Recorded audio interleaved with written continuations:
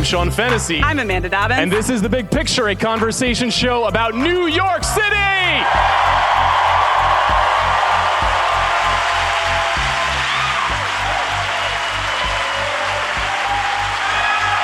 Okay, enough. All right, okay. Thank you. As you may have surmised based on the boards behind us, we will be drafting tonight.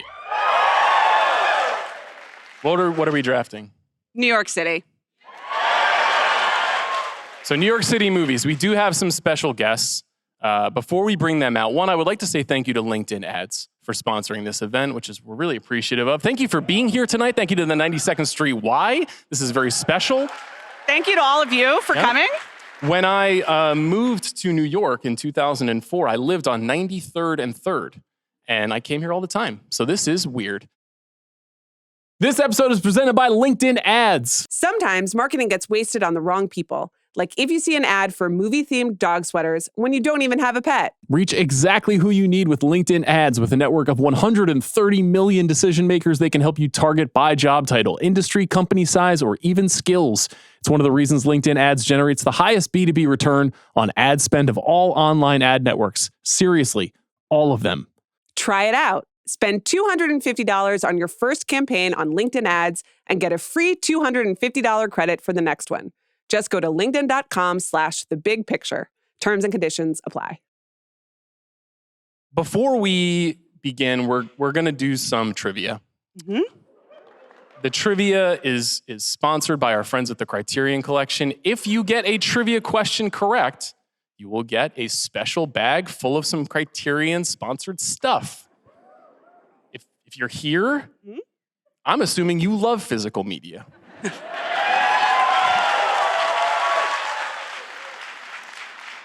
What do you want to say about the trivia? We wrote it ourselves, and it is quite hard. This is going to be an honor system situation. That when we were in Chicago, Sean was very clear. No goofy stuff. Okay, if you raise your hand and you don't, it's okay if you don't know the answer, and it's okay if you have a really good joke, but it should be like excellent. Otherwise, we're all going to work together. I have great news for the balcony. You guys are in game this time, okay? I want to let everyone at the balcony know, and in the very back, kind of under the balcony, that it is hard to see you right now. So you're going to need to wave. You're going to, if you know it, be confident. Don't yell. Yeah, don't yell out the answer. The microphone is going to come to you. It is your moment. Let's start. Okay. So we're gonna read the question, and you're gonna raise your hand, and you're gonna act like a civilized person. Amanda, I think you wrote the first question. Did you not? I did. Hold on. I'm just loading it. I'm not on my phone right now. Okay. This is a fairly easy one. Oh, good. They changed lights. But still, be aggressive. Believe in yourself if you know it. Name 5 Best Picture winners set in New York City. Okay, well, it's sort of a Jeopardy thing for you where you do have to wait till it's done, but he was very early. Okay, everybody else. There's a man on the far right side who waved both hands, which means he definitely can do this. Don't screw this up, sir. Stand up, come on. Stand up, please. All right. Don't applaud him. Save your applause for after he's answered the question, please. 1. Kramer versus Kramer. 2. Birdman. 3. Godfather. 4.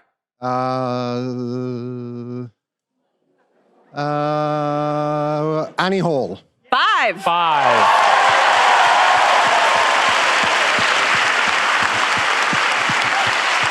The question is, would you have accepted Godfather 2? Godfather 2? Yeah. Absolutely. I would argue Godfather 2 is the superior New York movie. I agree. But it is, more spread out. Sure. But, we're literally coming off of Ellis Island into New York City. I get it. Okay. Second question. New York filmmaking icon Spike Lee has never won Best Director at the Oscars. Boo. But this classmate and friend of his from NYU Film School has won twice. Who is the director? Right here in the front. That is the first hand I saw. Is it Ang Lee? That's correct. All right.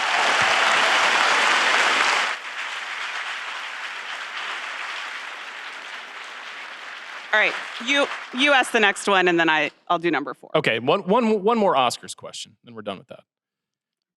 This recent Academy Award winner's second and third films are featured in the Criterion Collection. Who is the director in question, and what are the films? Right here. These are hard, guys. Oh, now I'm scared. Is it Sean Baker with The Prince of Broadway and Honora? You've got 2 of 3. Takeout? Can I say takeout? Can I do it? Come on, yes, Takeout. High Yes, you Council, can it's say you. takeout, yes. Congratulations. That I is forgot correct. the question. There we go. Was that the only person who raised their hand for that answer? Did anybody else even raise their hand? Wow. All right. Damn. We're changing lanes here a little. Where in New York City does The Devil Wears Prada's Andy Sachs pick up an early galley of the last Harry Potter book? Okay, right there, front and center. You can do it. Doesn't she meet his character at the St. Regis Hotel to pick Can it you up from name Christian the Thompson? room? Oh, the Magnolia Room? So close, and it's not. And I'm really, but That is incorrect. okay. All right, you're waving. We have one back here who's waving. Listen, you're very close. Yeah, back there, double hands. That's right, there you go. That's some real Amanda, I know the answer energy. I do know the answer. It is the King Cole Bar. Bingo. That's correct. You should go. It is very fun. Well done. Okay, this is a long one. 13 feature films directed by Martin Scorsese are primarily set in New York. Name 10. Green hat on the end here. Ringer hat. All right. Thank you for wearing a ringer hat. I wish I had one of those. I am nervous. Okay, so we got Goodfellas, Yes. Taxi Driver, Yes. Wolf of Wall Street, Yes. Gangs of New York. Yes. This is 4. 6 more. This is not hard. Mean Streets. Yes. Oh boy. No hints, please. Listen, but don't turn away free knowledge that's given to you also. That is very fair. If you cannot get it, someone will be able to pick up right where you left off. Okay, Tap In. Oh, that's nice. I have love for all of you Want to right choose now. someone? Yeah, over here. Yeah. You're waving. Okay, good. Do I get his 4? You get his 5. Yes, You he got 5. But Yes. can you remember which 5 they are? And can we? Did he say me? Did If he you say repeat one of his 5, you have to leave the show. I got it. Did he say Mean Streets? He did. All right. Okay. So let's work chronologically. Did he say tax? Did he Folks, say? if you don't know the answers, don't raise your hand. I know the answer. Taxi driver? Did you say taxi? He New said York, that. New York. Let's get on the board. New York is 6. New York. I don't think Raging Bull does. Keep going. After Hours. Sir, this is being recorded. Gangs of New York. Age of Innocence. Yeah, that was one. Age That of was one. Innocence. Yes, that's 7. I'm gonna say Safely Not Condone. Gangs of New York. Chronologically. King of Comedy, definitely in 83. Technically 83. Okay. Wait, does that count? What did he say? He said Yeah. King of Comedy, but King of Comedy, yes. yeah. That How counts. many am I at? That's 3. You need 2 more. Okay, 2 more. We are going to turn a clock on. Not Silence. We have to leave here by a certain time. Hugo is in France. yeah. Raging Bull? Raging Bull, yes, that's 9. That's what this was, by the way, in case anyone was. Boxcar Bertha? Pardon me? Boxcar Bertha? No. Boxcar Bertha is not a New York film. Okay. But listen, a valiant effort. Okay, so we need 1 more. You pick. I'm not picking. Okay. All right. I said after okay. hours. After Striped hours. shirt waving double hands. Okay. Yeah. Number 10 is The Irishman. There That's we go. correct. That was sort of a team effort. So if you want to share your Blu-rays, it's really up to you. You probably should share your Blu-rays. That's something I would recommend. Answers we did not hear from that category. Who's That Knocking at My Door? His first feature film. After Hours. Shame on you guys. And Bringing Out the Dead. Okay, next one. One of the New York City movie discs in the gift bag is The Day Trippers, a Long Island to New York City family dramedy that Sean adores. 11 years transpired between The Day Trippers and director Greg Mottola's next film. What was it? I mean, you were in my sightline, but yeah. Superbad. Correct. Superbad is correct. Yeah, Superbad. Okay, we have 4 more questions. 4 more gift bags.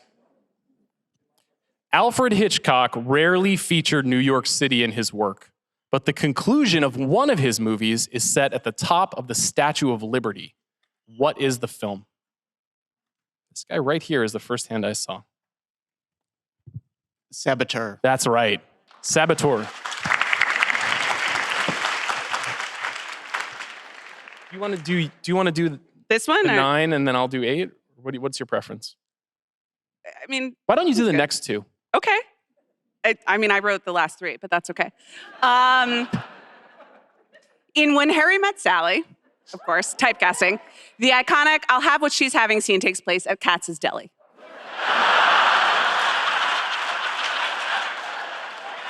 I like the enthusiasm.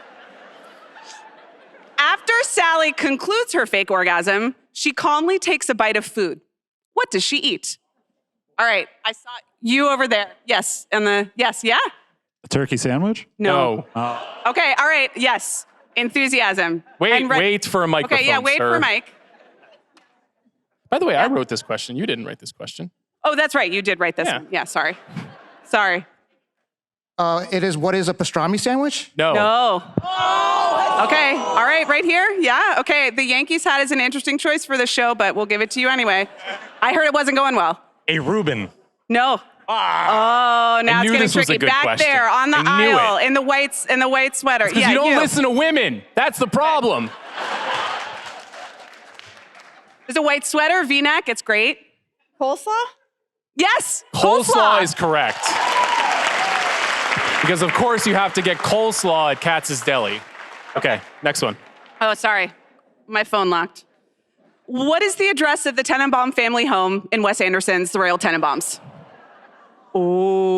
Oh, we've got it in the back, 2 of you. Okay. 111 Archer Avenue. There we go. Very good. Very good. I wouldn't have been able to get that. Okay, our final trivia question. This is the last one. What time is it? This is a key tenet. It's a key tenet of the rebellion. I'm surprised you can't name it.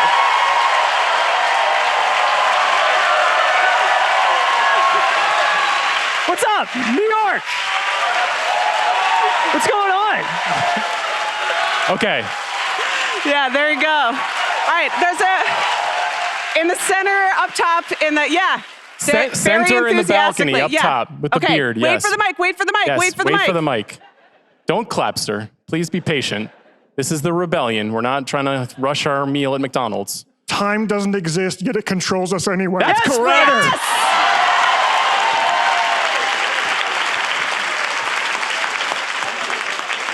That is my favorite line from Tron Ares, man. If there are any long-suffering significant others in attendance, number 1, welcome, thank you. And number 2, that is a reference to Paul Thomas Anderson's latest film, One Battle After Another.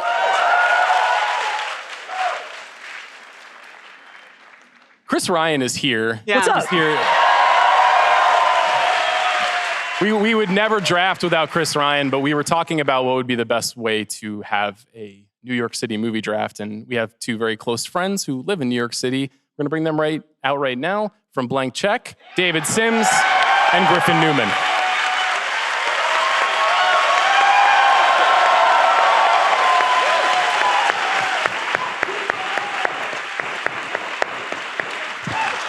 Hello.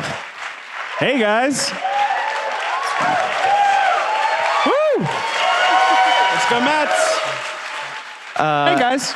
They're gonna put your 3 names up there at the end of the night, right? Emerson, Einstein, Sure, yeah. Bach, Beethoven, Fennessey, Dobbins, Quite Ryan. embarrassing. James Baldwin was What are once we in this doing room. here? Susan Yeah. Sontag.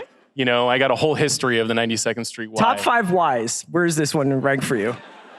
It's technically 92 for me. Okay. Yeah. So 5 movie podcasters on one stage. Before we draft, we usually talk about the subject of the draft and what it means to us. Now, all 5 of us have lived inside of this city. We've spent some time here. The 3 of us no longer do on any regular basis. Cowards. I accept. Yeah, you know. I mean, David's joking. It's very generous of you 3 to invite us onto the show tonight. I think what he meant to say is you're quitters. Be that as it may. Chris Ryan, why don't I start with you? Okay. New York City. Yeah. What does it mean to you? And what does it mean to the movies? Well, this is going to be a really fun draft and a very easy draft to prepare for because these are just the best movies. It's true. Sometimes we set ourselves very difficult challenges when it comes to like draft topics, but this isn't one of them. When you go through the list of New York movies, it's pretty routine. Like, oh, this is like my 3rd favorite movie. I'll just put it right here. So I'm excited to do this. New York City, what does it mean to me? I mean, I spent 11 years here.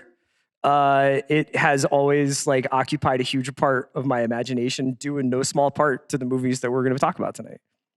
Amanda, what about you? I mean, same. I moved here in 2006, right after college, because of all the things that I saw in the movies. So I miss it very much. I'm really, really glad to be back right now.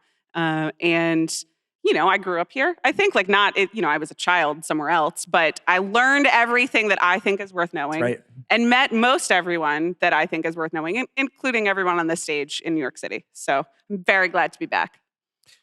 Amanda, did you move here before or after Devil Wears Prada? It was same year. So same year. And I saw it. It was the summer after I graduated college. And I saw it at, I think, the 80, where on the Upper West Side. 84th Street Lowe's. Yeah. I'll help you. That's what it was. It was And I a remember Lowe's being back like, in the yeah, day. this is it. This is exactly what I was born to do. And then, you know, other things happened. Griffin, I think you're the only one of us that was born and fully raised here. Is that right? Well, David, right? You grew up in New York and lived here your entire life. The fuck out of here. Set that up for you. That shit is illegal. Put that on the T for blank check fans. Yeah, no, I'm born and bred and broken.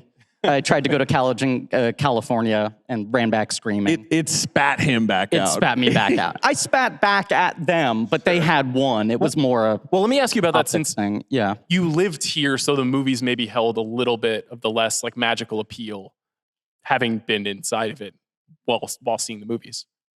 Yes, but I do feel like even the most gritty, neo-realistic New York movies do kind of present a more static version of New York. You know, there are obviously a great many like stylized, fantastical movies that are here in New York that could never quite exist. But even when you see like the down and dirty New York movies, you're like, yeah, it's never quite the reflection of what's out your window. Yeah.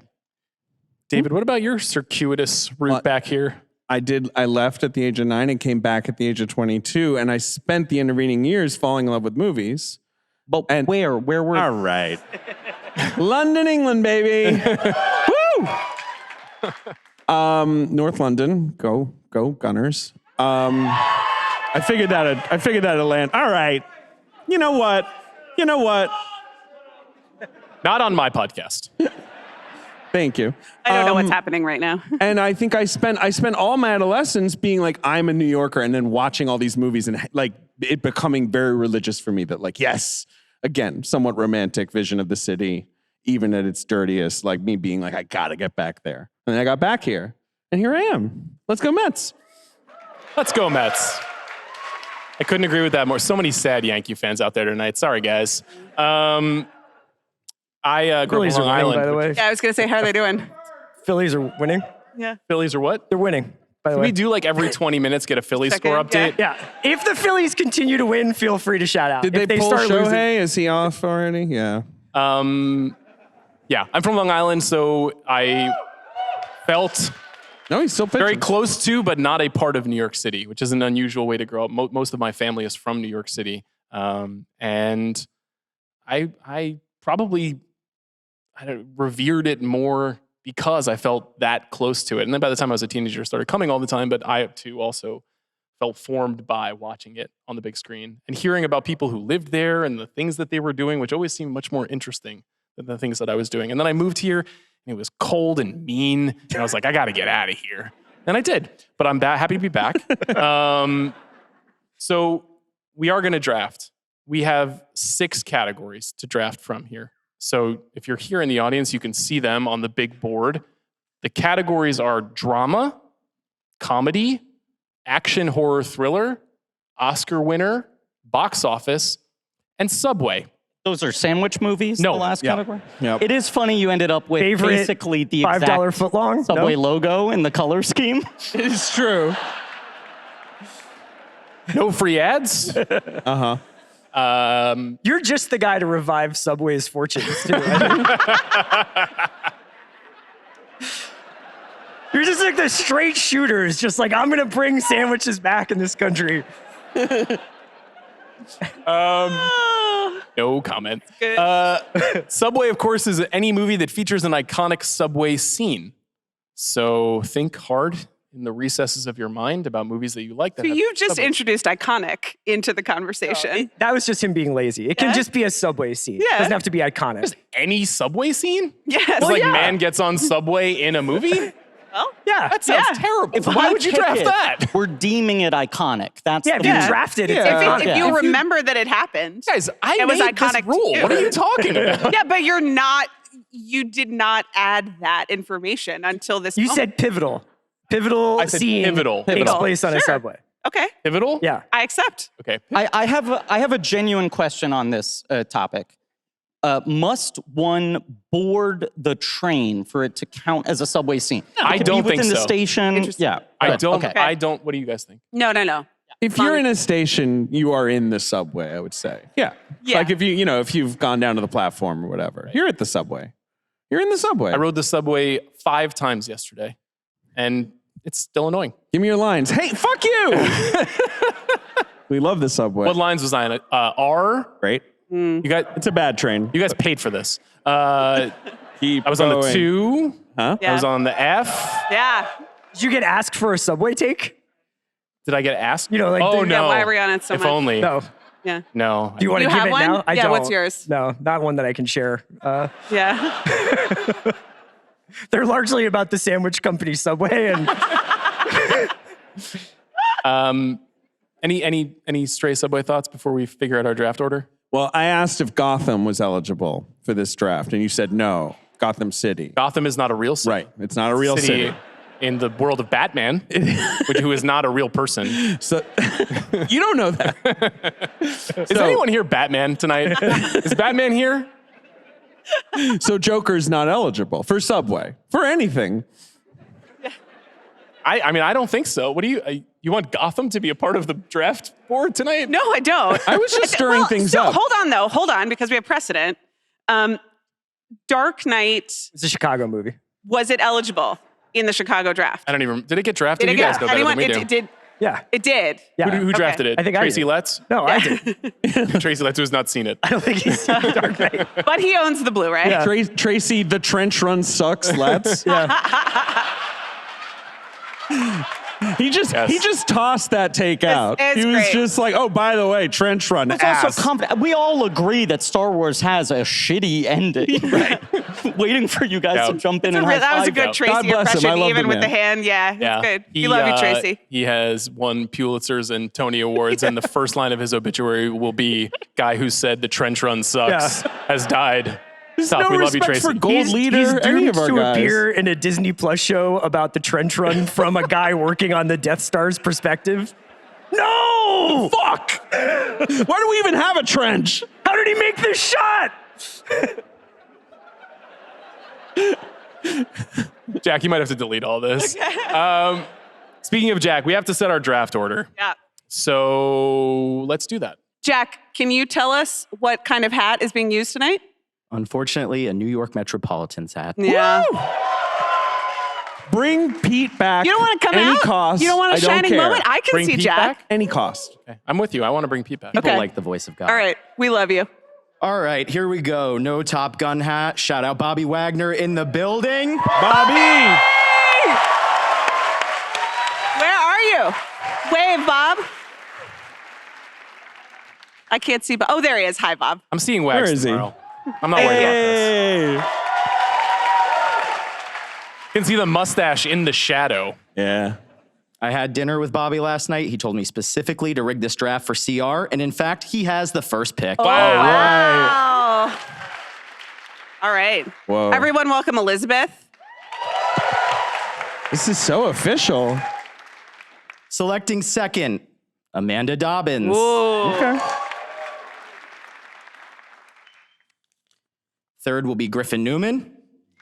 Right. Wow. Fourth, Sean. Fifth. Oh, but you get the I'm turn. right where I want to be, yeah, baby. I was going to say. All right. So we're gonna draft. Do you, in your heart of hearts, did you think there was always a first pick? There was always a place I was going to go. Well, so do you want to mention the Blockbuster is a $50 million threshold, so it makes it a slightly tighter category, but the film I'm going to pick while I'm picking it in Blockbuster is also just the one that I think reflects my experience in New York the most. Raging Bull. And it is Die Hard with a Vengeance. Wow. Wow. A great pick. I worked tirelessly as a mime in Central Park, and you have no idea what taxi cabs would do to get across the park. No, we just did this on Rewatchables recently. I saw it on a big screen recently. It is such an incredible beat for beat action movie set fully within the rules of New York City, to the extent that, the Sawmill River Parkway works that way, and features so much of the city. So I thought it was just like a great big canvas, and also I get a Blockbuster. I think they're looking furiously for Die Hard with a Vengeance. Are you serious? No one saw that coming as the first overall pick. Did you know Martin Scorsese was born here? Yeah. I'll get Scorsese's down the line. I'll get all sorts of stuff down the line. There are 13 of them. There are more dirty cops than there are picks to pick from here. I can only get John McClane following an ambulance down an avenue once. Are you like, how do you feel? I'm torn here because I definitely thought he was going to pick another movie first pick, and I want it. And I do also, there's a strategic thing here, right? Where I am going to have to wait for a while, and there's some films I want that I know you two in particular will also want. Wow. So Elizabeth is asking how to spell vengeance. She's like, what movie is this for the first overall pick? I love this movie. What are you talking about? I love this movie. I would never take it They first had overall. like 3,000 cards printed, and then we went off with the first one. You can still have Home Alone too. Yeah. It's okay. I know you love the supporting cast in that film. Do you remember we did, I want to say it was the 2013 movie draft, and CR out of nowhere took Iron Man 3 first overall. Great movie. Yeah. Best Marvel movie. And it was Best Marvel movie. It was in COVID, and Amanda and I were just like, dog, what? And then what happened to this podcast? It went to the moon, man. Okay, Die Hard with a Vengeance. So Amanda, you have a choice. That's going in Blockbuster. Yes. Okay. There's one. These are both for my heart, but there's one that would be more strategically advantageous, and then there's one that I just have to have, and I have learned doing this with these psychos for so many years that you got to take what you want. So in Subway, I will be taking a movie with a pivotal subway scene. In many ways, it is the inciting drama of the film, and that is Noah Baumbach's Frances Ha. Wow. This is a crazy start. What is going on This is here? crazy. This is not where I thought you were going in that ramp up. I love that movie. It is one of my favorite movies of the last 10 years of my lifetime. Okay, good. We got that one. Yeah, thank you so much. Frances Ha was lickety split. That was right there. Elizabeth knew what was coming. She's nimble. I am a Baumbach devotee, as are you. And I remember watching Kicking and Screaming in college and being like, I wish I could be that smart. And then Frances Ha was released in 2013, I guess, here. But I was I was 1 year older than Frances Ha when it was released, and I was also living in Brooklyn, and I have not had a professional dance career or even a semi-professional dance career, but that's true. It's a long life. And the choreography is quite promising. But I was also flailing, and so the magic of that movie is that it is both the most magical New York of the movies and of my mind that I imagined before I lived here, and also the New York that I experienced. And it's beautiful. It's my favorite. So if you haven't seen it, I recommend it. And what's the subway scene? I was going to say the same thing. It is when Mickey Sumner. I love that movie. It is when Sophie tells Frances that she's moving in with Patch. Yeah. There lies all the problems, you know? Yeah, it's just, I love that movie. And then I have it on takes list. the subway alone. Teleport to the 5th round of this draft? Like, what is going on? You love Frances Ha. I do love it. I think it's a great New York absolute movie. Masterpiece, but yeah. this is 2 picks in a row that I just did not see coming. Okay. Well, fine. Take Goodfellas. Go ahead. I'm going to take Goodfellas, for God's sake. All right. And Oscar winner, I'll take Goodfellas. It's not your pick, Sean. God damn it. Do it. Griffin. Dude, Griffin, you're the funniest thing ever. Be right a legend. But you have something loaded that wasn't that. Maybe not. I had a big 3, and none of them have been taken yet. Right. Okay. I'm a little surprised. DH with a V is not in your big 3? It was 4. I do want to say. It was 4. All right. It was on the board. DH with a V has a great subway scene. I had that on my subway. Yeah, I would have Does have a dropped great it. subway I would have drafted in Blockbuster. Was my strategy there. Just tell us what they are. Just list all of them. No. I am going to in Oscar winner draft Dog Day Afternoon. Okay. Okay. Oh, Good one. sure. It is less of a strategic play and more if I look deep into my soul, that is my knee-jerk greatest New York movie of all time answer. Good pick. Lumet, your favorite guy. Lumet, one of my absolute favorites, one of the great New York directors, and I think a little undersung in the canon of the great New York directors, and made so many great New York masterpieces. Not on this show. But it's I'm gonna say it. It is like kind of the ultimate New York City as a character movie. The three-ring circus of that film, the way it is all about this city reacting to the central drama. It's the fucking best. It rules. It's about New York rooting for an underdog, too. Yes. It's got, that spirit. It's one of the great outer borough movies. Yes. Which I thought of as pitching that as a category, like outer borough. Outer borough. We thought of all 5 boroughs. That would have been crazy. We talked about that. That would have been hard. King of Staten Island, #1 overall for Chris. Right, yeah. Still on the board for you, potentially. Do you think of Long Island as part of this larger project here? I don't. That's the Bridge and Tunnel draft. That's a different draft. I think That's there a are different draft. Tri-City. How dare you? Tri-State area draft. How dare you, New York snob? I left Goodfellas for you. You did. Thank you so much. I will be taking Goodfellas. Thank you. Long Island is not New York City. It's just not. It's a different part, and we're kind of okay with that. But not really. Goodfellas, though, wow, there is plenty of Long Island in Goodfellas, actually. There Quite really a bit. is. In fact, you could say it's more of a Long Island film than a New York film. Well, I would argue it is more of an outer boroughs film as well. In fact, most of what we see is in Brooklyn and Queens. And in fact, a lot of those scenes in bars and in diners where we constantly see Jimmy and Henry talking, that is actually in New York that I'm very familiar with, that I visited as a kid, that I felt exposed to. It was not the Empire State Building. It was not the Statue of Liberty. It was where regular people lived. Mm-hmm. And everyone in Goodfellas is regular, right? I think that they're perfectly nice people. Yeah. And I think everything that they did was fine. Lufthansa was just asking to get heisted. We should clarify that Oscar winner is for a winner in any category. Any category. Because Goodfellas famously did not. Not win Best Picture. It lost to Dances with Wolves, which we all agree was okay. Mm-hmm. But Joe Pesci did win for supporting actor for his amazing performance in that movie.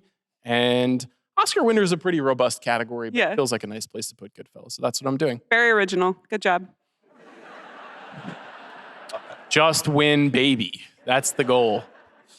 Yeah, I'm going to be pretty regular, I think, to start off. Do the right thing in drama, please. Yeah. Come on. Which is, with Dog Day Afternoon, is the number one, like, New York City as a character movie, right?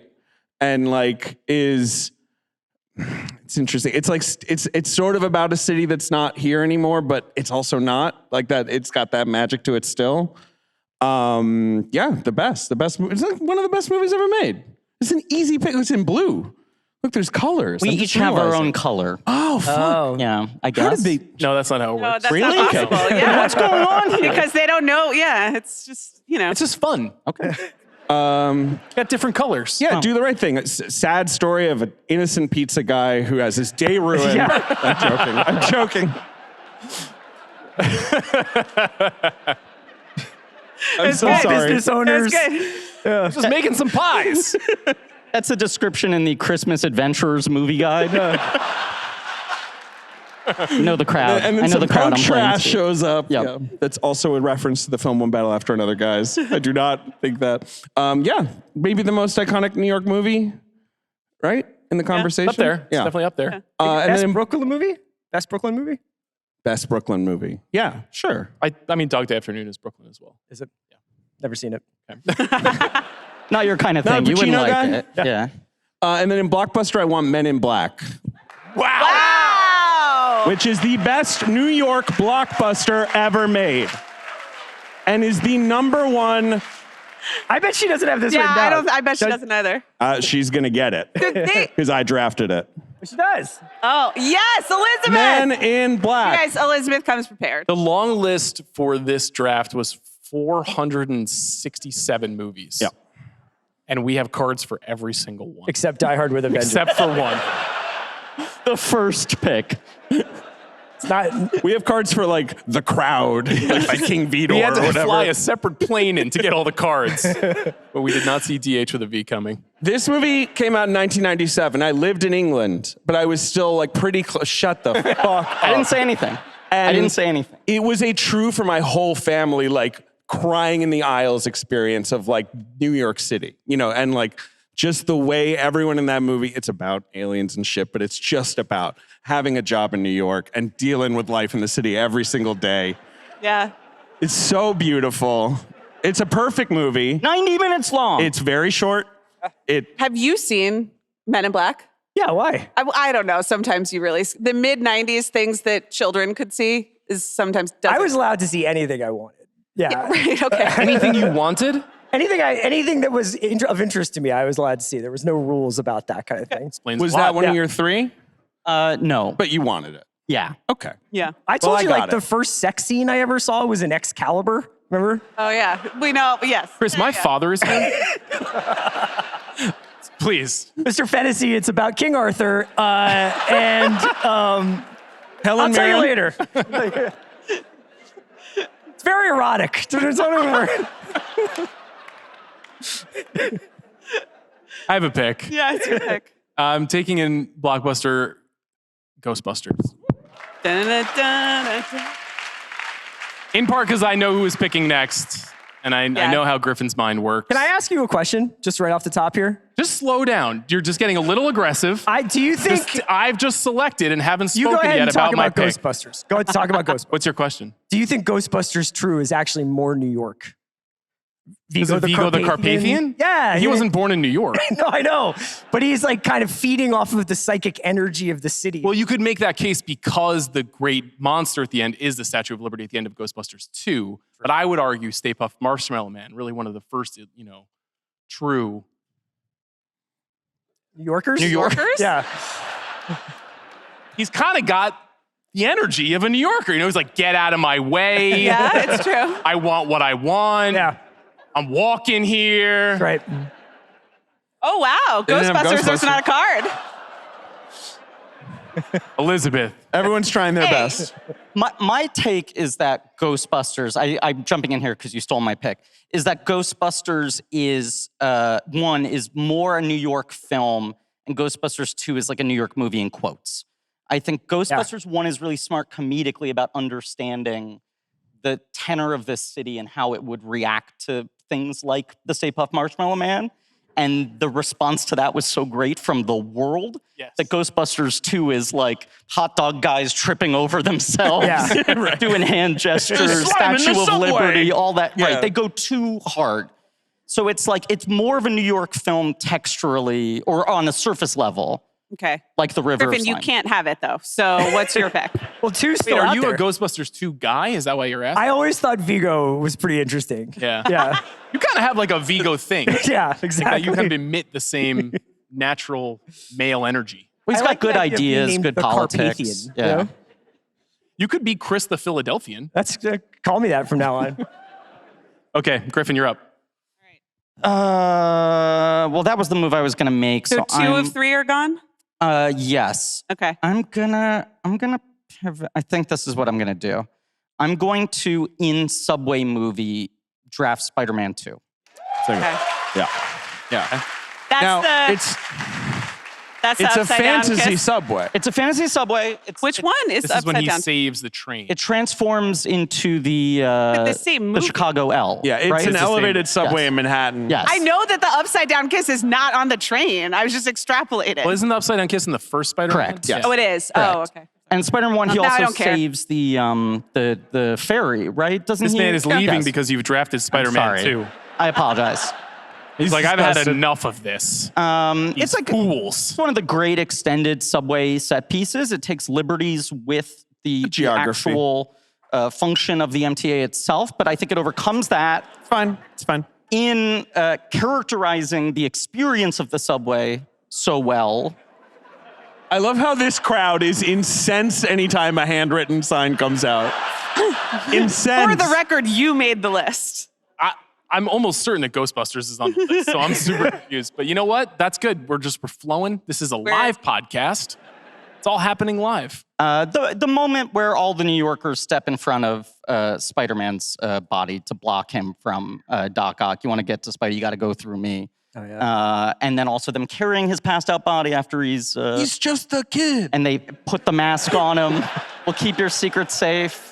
And that's what you were doing with Cuomo this morning, right? You were like, if you want to get to him, you're going to have to get through me.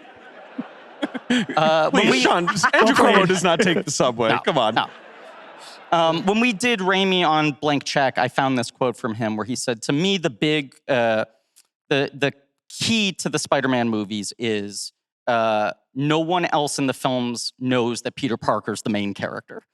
That everyone treats him like he's a background actor in his own movie. And I think that's very New York. It is a thing I love about the kind of like beautiful pain of New York City is that everyone's constantly fucking knocking you down and cutting you down to size. And yet you have these moments of like collective power of a bunch of fucking like salami New Yorkers being like, we love Spider-Man, we gotta help him. He's okay. You know, it swings both ways. Much like Spider-Man. Yes. And he means in the bedroom. Yeah, right. Flipping the menu. Yeah, he's flipping the menu. You must be devastated to have I Spider-Man know. off the board. Yeah, you know. You've got a lot of your key texts taken from here. Yeah, these are some boy movies now that I'm looking at it. Francis Ha fighting the fight. I mean, I do think that Sean is going to mock me again for, well, I don't know actually, because I know he likes this movie too. And this is the one I'm going to look you right in the eye. Okay. I don't know if you want this. Are you going to take, yeah. Yeah, I think I am really sorry. But in drama, I'm going to take 25th Hour. Yeah. That's fucked up. Yeah. Both dramas are Spike's. I do sort of feel if you are drafting in this that you have to have a Spike Lee movie. This is Spike Lee's movie adapted by David Benioff from his novel about, Monty, a drug dealer. It's his last day before going to jail. It is also famously Spike Lee's 9/11 movie. It is a movie that is a love letter to New York. It has the greatest ending of all time, which I watched before I came here today. And You do that every day. yeah. I was like, now I'm wrecked. Now I just have to sit here for 20 minutes. Chris does the speech in the mirror every Yeah. day. Yeah. Yeah. An absolutely like a beautiful, angry, heartbroken, amazing tribute to New York. So it's not as fun as Ghostbusters or Men in Black, but a masterpiece. So Not eligible in Blockbuster. yeah, Great movie. I'm gonna have fun later. That's a great pick. Thank you. Also one of Chris Ryan's favorites. I love that so, movie more than Die Hard with a Vengeance. Yeah. So, that's my fault. Okay, so for Subway movie, I'm gonna go with The French Connection. Nice. There we go. Good pick. One of the most harrowing displays of chasing a Marseille heroin dealer into a subway station and just missing him. And just be like, God damn it. Well, he outsmarts him. I know, right. Well, the movie would have ended right there if he had nabbed him. We would have gotten the car chase. Best known for this incredible car chase directed by William Friedkin. This is a multi-time Oscar winner, so somewhat strategically, I take that off of the board. But one of the great cop movies, one of the great New York movies, and changed the way car chases were shot on film. Reflected even in One Battle After Another, just recently released. So that leaves me with another pick. Life of a Showgirl is not eligible. How many times have you gone to the theater? Best album since Lover. Just throwing that out there. Free yourselves from the Jack Antonoff prison.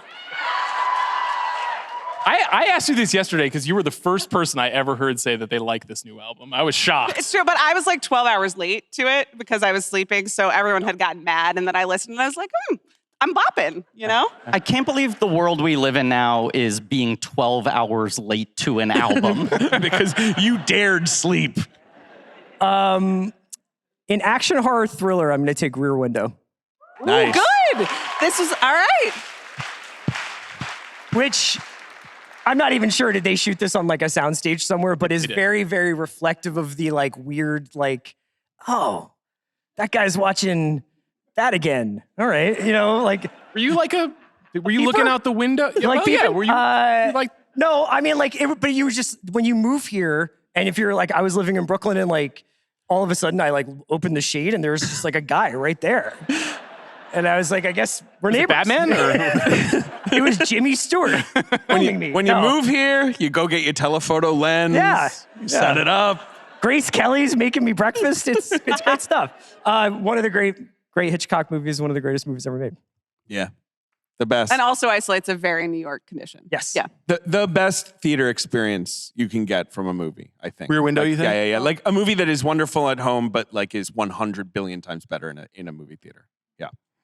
Great take. Yeah. What's the outdoor movie theater in Brooklyn overlooking the bridge? The Skyline? Does I think that still exist? Skyline. I went there a lot in COVID. I haven't been there since. Yeah, I saw Rear Window there with my wife. Hell yeah. Saw Armageddon there, one of the great New York movies. We saw Armageddon there, one of the great New York movies. Eddie Griffin, the little Chihuahua. Remember all that? It's Eddie Griffin, right? Yeah. You got another pick? That was it? He did too. What did you just take? Rear Window and French Connection. Oh yeah, pretty good. Okay, it's me again. And if I had your name and address, I would send you a bouquet of freshly sharpened pencils. Okay. I was You're like, what are we waiting. doing here? You were waiting. But yes, in Blockbuster, my first Nora Ephron pick, we'll see whether there's another, is in fact You've Got Mail. Whoa, yeah. I do know that this is controversial. I think that When Harry Met Sally is the best and the most influential.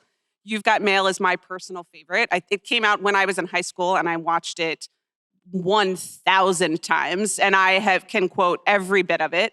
And it is also, very of the Upper West Side and makes reference to the Upper West Side. Yes. So, and some ways that was my introduction to that part of New York. And a sort of indefensible movie from a moral perspective. Like most of her movies, which I love them all. It's true. No, most of them. But that one's like especially bad of like, he was just catfishing her the whole time. But he's Tom Hanks, so it's very early charming. email though. Like who knew? Yeah. You know what I mean? True.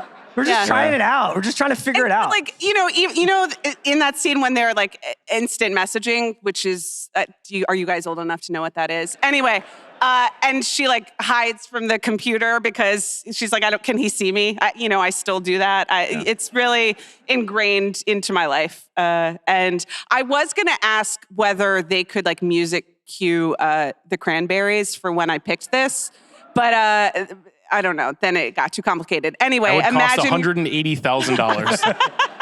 and then I would have had to have a pumpkin, a whole thing. So You've Got Mail. Interesting. Not on my board. It's about the Barnes & Noble on 83rd and Broadway. I Yeah. grew up in 89th in Amsterdam. which displaced West Side Books, which, it's about that. And now I look at that Barnes & Noble and I'm like, this is an institution of the Upper West. It's a beautiful Barnes & Noble. It's crazy. It's true. I like how you did Spider-Man 2 voice about that. They sell books in here. Get out of here. Paper. It's to me, like one of the better movies about like the battle for the soul of New York. Yeah, which is a direct quote from Kathleen Kelly. Yes. Yeah. And I respect that pick, and because of that, I'm going to draft When Harry Met Sally in Blockbuster. Yep. Okay. Yep. You boxed me in. I knew what I was doing. I had to do it. I had to do it. I respect it. Needed a Nora on my board. Not a Nora. Not a Nora. Yet. A Nora. A Nora Ephron picture. One of the most beautifully shot New York movies, in my opinion. Barry Sonnenfeld just like fucking going to the mat. Well, blacking out, just being insane. Yeah, and like one of the great... Just like creating autumn. This is why you come here. So good. Is to hear about Barry Sonnenfeld blacking out during the making of When Harry Met Sally. This is movie podcasting. The textures. Leaves had only ever been green until When Harry Met Sally. He was like, they could be brown. Yeah, he was like, let's toast these motherfuckers. No, it's like one of the great walking and talking movies. I mean, I feel like it's less textually, explicitly New York-y than You Got Mail, which is like about the city, but it is so much a movie about New York. But it's on location. They're at That's the thing. like the Temple of Dender in the Metropolitan Museum of Art. They're in Where do they Katz's. have lunch? Like Katz's? Yeah. Is that the boat basin when Carrie Fisher is going through the Rolodex? Yeah, they're everywhere. How well shot Sharper it is. Image, It is a movie that is just like full of New York locations in a way that no one would have access to today. A pillar of New York iconography, Sharper Image. Gone but never forgotten. Sing story in front on top, in front of Ira! Anyway. Fucking Ira. I have a pick, right? Yeah. Do you feel like you've got too many choices? You seem vexed. Well, Oh, great. there's a world where I just draft 5 boy movies, right? Yeah. And it's just like, Don't do that. what a sad, desolate loser. And Thinking about the underground man and what he contributed to society. I'm referring to Travis Bickle. Yeah. So in drama, I will be taking Taxi Driver. It had to be done. Which I think is also an incredible New York movie in terms of the conversation of what New York looks, sounds, and feels like. Yeah. Not just being in the back of cabs, but being in those porn theaters, wandering into the, which, I learned about from Chris. And only when they show Excalibur. Yeah. but just that, I love that, the sequence obviously where Bickle goes into the campaign office, which is just right on a street corner and kind of prominently displayed. And that is the kind of essence of New York that I find is different from other cities, where everything is just kind of right in front of you all of the time and feels very accessible and approachable, and you're kind of constantly surrounded by people. It really struck me this week, just hanging out the last couple of days, how isolated I am in Los Angeles. And so the idea of the major isolation of Travis You do also Bickle. live in a castle, right? I live in Downton Abbey, which I had flown to Los Angeles. Nevertheless, no, obviously New York or LA is a lonely city. New York is not a lonely people city. are around all Constantly surrounded, but Travis Bickle is alone. He is one of the most alone people in the history of movies. And this movie is very good at showing that. And it's not a very fun pick. Not a lot of people here are like, God damn it, yes! Bickle! You did it, man! But it's an amazing film. And now That guy has no ripple effects in current society. Awesome. So you're blaming Scorsese for the state of affairs? Never. He had his finger on the pulse. And that pulse still goes beep, beep, beep. Okay, David. I'm going to take the Royal Tenenbaums in comedy. Okay. Nice job. In comedy. Yes, I'm taking it in comedy. Okay. Which is where I want it. Okay. That sounded weird. That's where I want it. It's another, I'm picking another sort of like wonderful, shabby New York movie, like a specific neighborhood, a specific vibe, a specific sort of era. It's sort of set a little timeless, like a little before what its era time. is it, would you say? It sort of feels like kind of like early 80s, right? Like sort of Wes Anderson's childhood, even though he didn't grow up in... Like 1990, 79. Hamilton Heights. Yeah, exactly. And it's like very romantic about the city in a way, even though it's not really about the city, but like the scene of where they go down to the go-kart place and all that. Like, it's just like showing you parts of the city you don't get to see much. And I think it's like a child who has not yet visited New York's imagination of what New York is like. The music is so evocative of the city, and like, it's also just about like the kinds of freaks that end up succeeding here in a way, right? Eli Cash. Yeah. Well, he's got some good ideas. Has he made a New York movie in a while? Not really. He did such a good job. Wes. Yeah, there's not one since Tannenbaum, right? I believe. Yeah. Get off your ass, Anderson. He's an expat now. Yeah. He moved to Europe. He's a Parisian boy now. Yeah. But great movie. I'm picking a lot of movies that were big for me when I was like 14 years old, but that seems appropriate. Because you were living in Northern England. What? Did you say Northern England? I mean, I went to college in north Northern of England.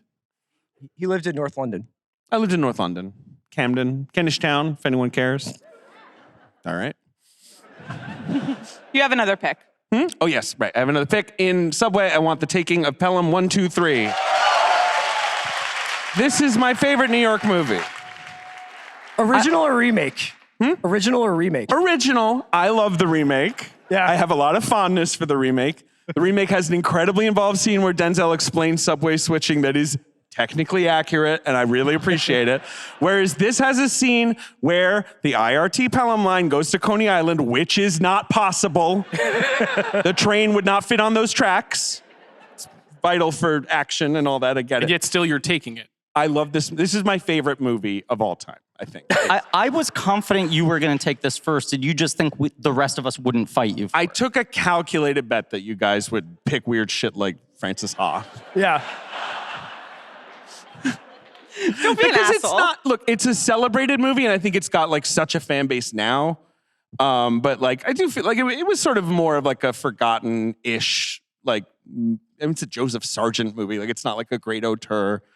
And it's sort of, for a while, was this trivia fact of like, that's where Tarantino got the Mr. Blue, Mr. Green from Reservoir Dogs, because they've all, all the bank the subway heist guys do that in Taking a Pelham 123. Do you guys like this movie? I'm love talking it. a lot. Yes. No, I think it's an Great. amazing pick. It's a great New York movie because it's about a fucking thing that happens, and then everyone in New York whose job it is to deal with it, a hostage situation on a subway platform, is like, Jesus Christ. Like the mayor, Walter Matthau, the cop, Jerry Stiller, the train, the sub MTA, are just like, what now? This shit? I fucking can barely be alive here, and now I gotta deal with this? The criminals also have that energy. Robert Shaw, Martin Balsam, who's Hector like got a Elizondo. cold. Yes. Yes. They're all like, I guess we'll rob this train. They're like, can we have like 10 grand? And the mayor's like, we don't have any fucking money. It's 1974. It's the best movie ever made if you've never seen it. It's not the best movie, but it's my favorite movie. I watch it all the time. It's a great pick. Go rogue. Do something fun. Yeah. Express yourself. Yeah, let's go. You have- Rogue? Yeah, You just have two Marty movies and Ghostbusters. It's a little obvious. Yeah, I'm freaking crushing it right now. You are. You're... In action horror thriller, I'll be taking Uncut Gems. All right. That's good. That's me. I mean, it's not really diverging from the path very much, but it's good. I can only be myself. And I'll tell you a couple things. One, I saw Uncut Gems for the first time at the Telluride Film Festival, which was a huge mistake for the Telluride Film Festival. Because they put that movie on for me and 772-year-old men and women. And when the movie started, I was like, this is probably the best movie I've ever seen. And 640 people walked out halfway through. They were like, I cannot believe you dare show us this, because this is really a genuine artifact of modern New York and of a modern kind of anxiety and a modern crime thriller. And a lot of the movies that we're drafting tonight obviously were huge inspirations for Uncut Gems and what the Safdie brothers were doing with that movie, which is about a jeweler who's deep in debt and is looking for a way out. And spoiler alert, finds a way out, in a manner of speaking.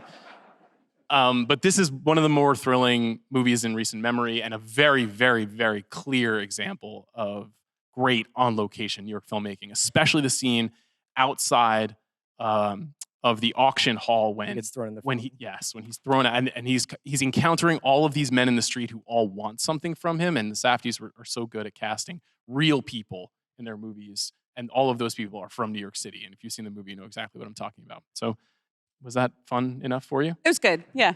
Okay. Good job. Thanks. I live to serve.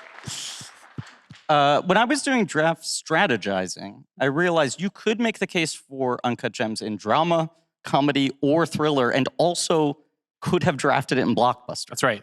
So actually, let's talk about that, because Chris asked me, are the classic kind of crime dramas, are they only eligible in drama? And I think that maybe the hallowed ones are dramas, but the more recent ones I was saying to Amanda thrillers? backstage that if it's like French Connection, I think would have been available in thriller or drama, but it's a thriller action because it's got incredible set pieces. I can think of several other New York City crime dramas that have no set piece. Like Serpico probably doesn't fit. Yeah. Drama. But I think it's what you just identified. It's whether or not it's tapping into New York anxiety. Mm-hmm. If the anxiety is there, it becomes a thriller. Is Taxi Driver like horror? Not really. I don't think so. Like, yeah, I think like it's a drama. Yeah, it's a drama. Like a character study. Right. Griffin, you're up. For you, it's a manifest. What do you have left? Nobody heard that. What do I have left? Yeah. Many, many things. Too many things. But I think... Die Hard with a Vengeance is off the board. I know. But you guys are sweating it now, right? You're like, damn it. It was on my list. Now you've got 2 bottles. You're filling them up. You're trying to... I genuinely thought about making that a trivia question. Was I would bring the jugs out from DH with a V and see if anyone on stage could solve it. But that just seemed like kind of risky with all the electronics around. Yeah. I'm a little surprised I'm in a position to draft this that you have not already taken off the board, CR, unless I've misidentified. I was really stressed, and then you said that CR hasn't drafted it, and now I'm relieved. In action horror thriller, I'm going to take The Warriors. Okay. Which is like one of the best funhouse mirror depictions of New York City ever, but also if you watch Fox News, a sobering, realistic take of what is happening outside our window every day. Yeah, it's a great Subway movie too, but you have a Subway. I thought about putting it in Subway, but yeah, I mean, it is often cited. Die Hard with a Vengeance is another one that I think gets the brownie points for this, of being like a movie without geographic cheats. It actually uses the grid and the layout of the city and the boroughs and the public transit and the walking paths. And Makes a point makes a point to force the characters to wait on the train, the way you have to wait on the train on a long ride to Coney Island. Yes. And from Coney Island. You know, I've never... You have to go back to... Oh, yeah, that's right. Yeah. I've never had a night of quite that level of intensity, but it does somehow get at the feeling of being like, oh my God, now I have to get home. You know? Did you consider full Baseball Furies attire tonight? Yeah, I brought a baseball jersey backstage. I thought about not to wear. Wearing my Edwin Diaz jersey, and I thought I didn't look good enough in it. And I was going to wear my minor league Brooklyn Cyclones Toy Story jersey. Yeah, right. That I bought from their recent Toy Story night. That's how you get me to go to a sporting event. But yeah, no, I'm picking the Warriors. Okay, good pick. All right. And takes it off the board for Subway as well. Yes. Okay. You're up. I already have a Subway. And I could draft this in Outer Boroughs if this were a thing that we're doing, but instead I will do it in comedy. And another music cue that I couldn't get cleared. It's Working Girl, obviously. Woo! Which is one of my favorite movies. And, you know, it starts after circling the Statue of Liberty with a young woman going to Manhattan, trying to make things happen. And, there were a lot of movies in the late 80s of just, yuppie women trying to make it happen. This is my favorite. Also directed by Mike Nichols, sort of the consummate New Yorker. What do you relate to about this movie? Yeah. Being in love with Harrison Ford. I do feel that this is the hottest that Harrison Ford has ever been on screen. And that does include Witness. But we can litigate that another time. Where would you litigate it? With some people on the stage at a time. CR? Yeah. Right. He did recently get a Blu-ray of it, right? You got one of I those? did, yes. Or did you Blu-ray get the or 4K? DVD? It was gifted to me from Tracy Letts. after Yeah, we was at done. like minute 300 of the physical media draft. Most beautiful 300 minutes of my life. He rolled out a second suitcase and out came Witness. Anyway, Working Girl and All-Timer. Great pick. Okay, Chris. Okay. Good Day to Die Hard? In That one. comedy. But this is because there was a typo that changes that is disrespectful to, so yeah. So it was prepared, but that's better. Thank you, Elizabeth. So when we were backstage, our producer Jack Sander was telling a story about how last night at 12:30, someone reached out to him and had like a magical offer of socializing for him. And he was like, just sit by the phone. I'm going to come get you or you're going to come meet me. It's 12:30, 2 a.m. Here's back from this person. Sorry, it's not going to happen. And that thing is like the central conceit of After Hours. And so I'm going to put this in comedy. But the magic / nightmare of, wait, where am I? How did I get down here? I don't have any money. Doesn't seem to matter. Yes, it does. Shit. Like that kind of rolling, snowballing into hell or heaven or into a plaster encasement, who knows, is really like After Hours captures that about the city so well. It starts with a phone call. You end, being wrapped in plaster. Plaster of Paris, technically. I was thinking about this for Subway because this features one of the greatest Subway scenes of all time. Yeah. He doesn't get on. It's why I asked. Griffin Dunn, he goes to the window and he tries to get a Subway token and he doesn't realize that at midnight the fare has changed and gone up. And he's 25 cents short on the fare. And he says to the guy in the window, "Can you just give it to me? Like, no one's going to know. Just give it to me." And the guy behind the window, who's the greatest New York actor of all time, says, "I don't know. I could go to a party, get drunk, tell someone." It's the best movie ever made. And then Dunn goes to jump the turnstile and he jumps right into a cop. And if you haven't seen After Hours, you should see it. It's the great New York Griffin movie. I will say definitive. Griffin Dunn, yeah, right. It's Soho Canon. I've been trying to put together a list quietly of the Soho Canon. Yes. Like, oh, wow. It is the #1 Soho movie, like just cobblestones, weird warehouses, the empty vibe of that neighborhood. Does Wall Street count or no? Where does Caught Stealing land in that? Caught Stealing lands in the garbage where it belongs. That movie is bad. Okay. Okay, It's so I have all right. After Hours in comedy. And in Oscar winner, I will take All That Jazz. There we go. Largely set in theaters and in Roy Scheider's mind, Roy Scheider, Bob Fosse's mind, but still captures the desperation of trying to make it in New York and also the anxiety and depression of what happens when you've made it in New York and are trying to keep your hands on it. Roy Scheider plays Joe, who's basically Bob Fosse, trying to mount this say everything, leave it all on the field production of a You remember musical. the name of the show that he's producing? I actually don't. It's New York /LA. Oh, poignant. And Roy Scheider Dodgers are winning, gives- by the way. This is one of my favorite performances. It's definitely my favorite Roy Scheider performance, but it's one of my favorite acting performances. So All That Jazz for Oscar winner. Won Best Editing and a bunch of other stuff. Polite applause. It's the best fucking movie. Okay, so I have 2 categories left. I have action, horror, thriller, and Oscar winner, I believe. Yes. Okay.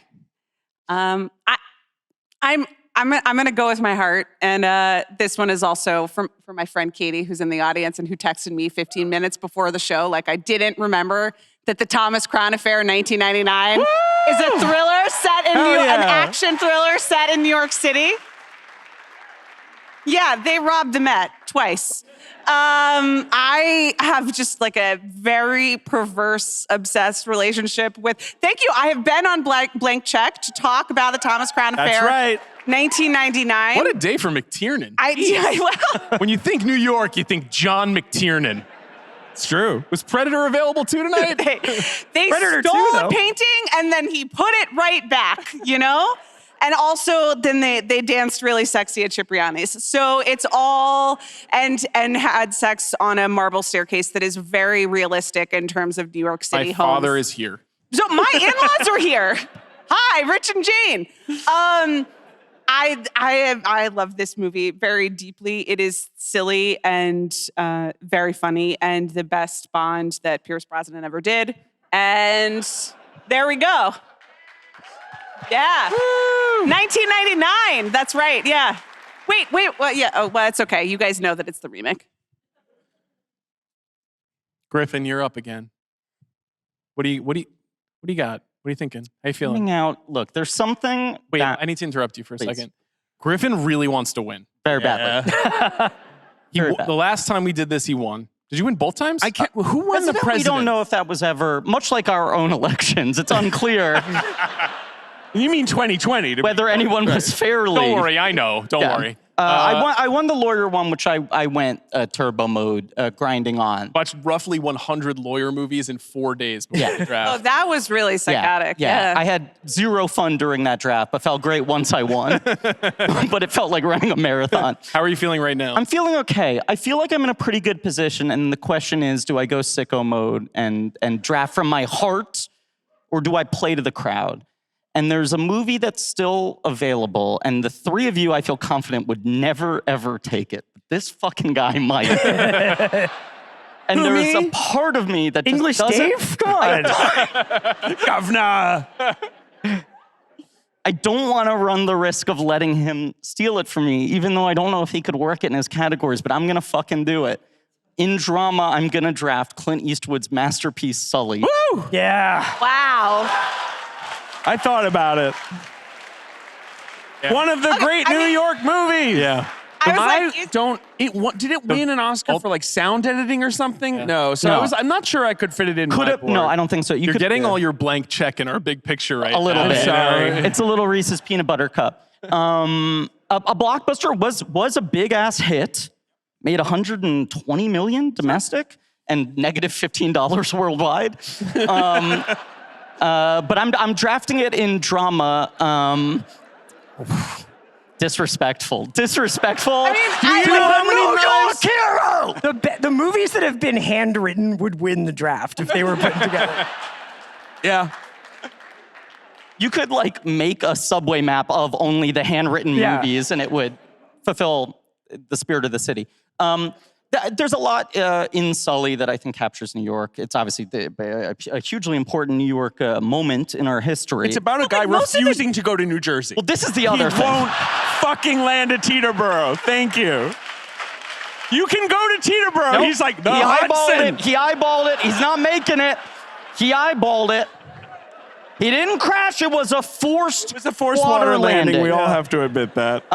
You have no issue with the completely imagined FAA hearing that comprises the final 25 minutes of the movie? That is such an insane misread of the movie. The whole point is that Sully is a man who just does his job. He just does the work. Every day he takes off and he lands fucking planes. That's all he cares about. Definitely. He's not a hero. He doesn't want attention. The people on the board are just doing their jobs just like him. It's due diligence. They're not actually accusing him of anything. They have to ask the questions. And by the end of the movie, they reveal that. Yes. In the final hearing, after he is found to be in the right, Anna Gunn says, by the way, I want to tell you, listening to that tape, that was extraordinary. And they all have tears in their eyes. And it's not because they had Including the changed audience. parts. It's because they couldn't show that up until that point. That was unprofessional. They're like him. And it's the fucking... You could almost draft this in Thriller. This is so true. It's going to be okay. Sully? You did get the movie, by the way. Could you imagine Eastwood? He's just like lying still, and they're like, he landed the plane. He's like, I know. And they're like, and I guess there was some hearing. And he's like, hearing. Chugga, chugga, chugga, chugga, chugga, They railroad the guy. There was administration and regulation, I'll you be say? there tomorrow. I mean, one of the big things about Sully is that he can't fucking go back home. He can't get on that Metro North and go back to his wife. He's stuck in a hotel in New York.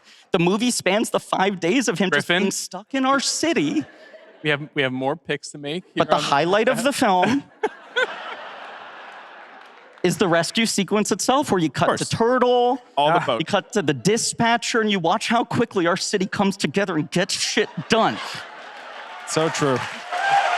Sully, Sully, Sully, Sully, USA. great decision. Great decision. That was a great decision. How many people over here have really seen Sully? Honestly, be honest. I was like 9 guys. You know. Okay.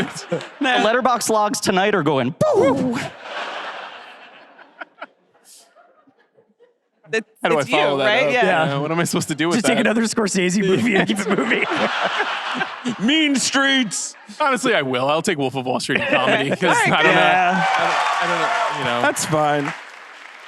That's You your also kind of could've- New Yorker. It's you know, it's I don't know how to even follow what you just did there. Should I just explain every scene of the Wolf of Wall Street from start to finish? Yeah. So McConaughey's talking about jerking off, right? Explain the scenes, but make it clear that you approve of what's happening within them. Yeah, this is obviously a tacit acknowledgement. The only way to go through life is to be greedy, use drugs, cheat on your wife, and win America, right? That's the point of That's the point of the movie, yeah. We just did this on 25 for 25, and we talked about what an amazing masterpiece this is, especially made by a guy in his 70s. Jesus Christ. Yeah. How did he do that? I can barely get out of bed at 10 a.m. in New York City. I'm like, the time Clint change. Eastwood made Sully, at the age of 95. That's So, true. And he was awake every day on set. He woke up and he went to set. Wolf of Wall Street, hilarious. So funny, on purpose and by accident. And I think that's actually good when that happens. Mhm. You know? You know what I'm saying? Yeah, of course. Sure. Like DH with a V. It was really funny that you picked that on purpose. This was eligible in Subway too. A pivotal scene. It is. Oh, that's Yeah. right. It's a wordless scene. But it's pivotal to our understanding. Explain it. So Kyle Chandler, the FBI agent who investigates, and spoiler alert, for The Wolf of Wall Street, which was released over 10 years ago, eventually takes down Jordan Belfort, the protagonist. They have a conversation on a boat about living the high life versus going about doing your job and then taking the subway home. And at the very end, after he has arrested Jordan Belfort, he is shown just sitting on the subway by himself, looking around, being like, well, I did it, but also, is this what I did? So the honest that integrity qualifies of as taking the subway. yeah, that qualifies as pivotal? Yes? Oh my God. All right. Respect. Elizabeth, that was good. Elizabeth For Fierman, those of you everyone. listening at home, there was not a placard for the Wolf of Wall Street. There is more handwritten placards on the board now than there are printed out ones. Yeah. Okay. It's a good pick. Hey, you don't have to be rude about it. I like the film. We did a whole podcast about did. it. Who's You're up. next? Oh, I am? Already? Okay. Wait, no. No. David's up. Yeah. Yeah. My final two. Yeah. This is the end for me. It'll be okay. Back to England. In action, thriller, horror, I want American Psycho. The few options there. This just feels like the New Yorkiest. And I guess since it can't be taken, it was between that and John Wick, which I love. But I'm taking American Psycho as more of like, Can we a talk about movie John Wick about New briefly? York. Yes, please. So, Is John Wick sort of a fake New York? I mean, but it is New Yes, York, it is. right? A ton of real locations. It is New shooting. York. Yeah. And I don't feel like it has that reputation. And I wanted to talk with you guys about that because John Wick lives on Long Island, right? Yes. He kills freaking dog. Yes. And then he's like, I'm John Wick. I have to wick you. He does do that. And then he goes to New York City. Yes. He goes to the Continental, which of course does not exist, but is shot in New York. Yeah, it's just The exterior. the Wall Street and downtown. But they're like, this is New York and not like weird John Wick world. It is New York. John Wick is set in all the cities it's set in always, but it's sort of a weird fake New York. Where's The that sub- mountain town? Hmm? The mountain town in John Wick 4? It looked lovely. Oh, That was Ballerina, just Oh, FYI. Ballerina. Sorry, thank you. Yeah. It was from the world It of was- John Wick. I think you mean John Wick's Ballerina. Yeah, right. Yeah. And that John Wick 2 has the incredible subway sequence. But that's not shot on the subway. Sure. Sorry, Yeah. but it wasn't. It They was shot use in like either Toronto or on the path or the something. Oculus, but then the actual Yeah, train yeah, itself is fake. I think John Wick shoots real New York locations in such a stylized way that even for me, a native New Yorker, I watch them and I go like, oh, that is that building. Right. Because it feels like it's Schumacher Gotham or something. Right. Right. Yeah. Right. But I picked American Psycho, which is pretty unimpeachable, and it's a great pick by me. And we're not talking about it, but it's a great New York frame of mind movie. What is it that you relate to with I American realize Psycho? I'm going. Yeah. It's the grind set mindset of it, right? I've gone full vintage here, right? Like 90s, 70s with Pelham 1, 2, 3, and this is like the great 80s New York movie, right? Or if there's the Raging Bull or the working class cities, New York. Forget about Raging Bull. We're talking about American Psycho. Sorry. It's a great portrayal of what the city sort of turned into, right? And through the eyes of a really normal guy who has a normal job and a normal way of doing business, normal fridge with normal heads in it. It's a great movie. I just got my Blu-ray. I just rewatched it. In the Luca remake, is fucking Patrick Bateman gonna have a podcast network? That's who that guy is now, right? Right. He's selling like fucking brain powder. You're staring right at Sean as you say that. Sean? American Psycho. You guys like that movie? I do. Yeah, pretty good. Great videotapes movie. I've never heard you talk about that film. I think it's a movie I assumed you didn't like, because in over 10 years, it's like never come up in conversation. Okay. Well, I know, I'm just saying. You got another pick. Oscar winner is my final category. I'm taking a lot on the board here. I know. And it's like, do I go boring or do I go personal? I'm not sure, but I do think the answer is Godfather Part 2. Because I do think that's the most beautiful, you were saying it during the trivia round, just the shot of the boy sitting in Ellis Island. It is the most important part of the New York picture. Yep. And it's crazy. There's other movies about that experience that are great, but that Coppola for Part 2 is this is what this is about. Do you think that the polite applause is because everybody here knows this is a Lake Tahoe movie?